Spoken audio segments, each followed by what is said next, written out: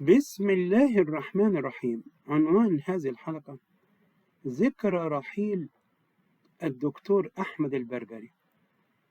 هذا إنسان خلوق لن يتكرر، وبرحيله افتقد القسم فارسا رائعا بشكل يجمع الجميع على أخلاقه وفروسيته، وهو متخصص في علم المصريات وتلميذ خلوق ومخلص لأستاذي عبد الحليم نور الدين.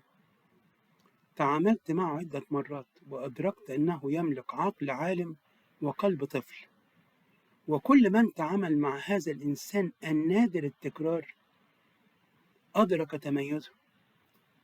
لا يحقد لا يكره، يعلم أنه في الحياة غريب لترانجيه، لا يتصارع، لا يحقد، لا يتآمر، وهذا صفة مهمة لأن البعض حصل على الأستاذية في التآمر وبعد هذا المرض والتراب، ولكن لم يفهم ألف باء التاريخ. فبالفعل هذا الشخص نادر التكرار، والعجيب أنه وجد محبة خالصة من كافة من تعامل معه، وأدرك الجميع أنه صاحب رسالة، وبالفعل شخصية نادرة. وعندما مرض تلقى هذا المرض بصدر رحب وبرضا بقدر الله وقضاء بشكل رائع، فقدم لنا مثالا رائعا على الإنسان المؤمن فعليا وعمليا.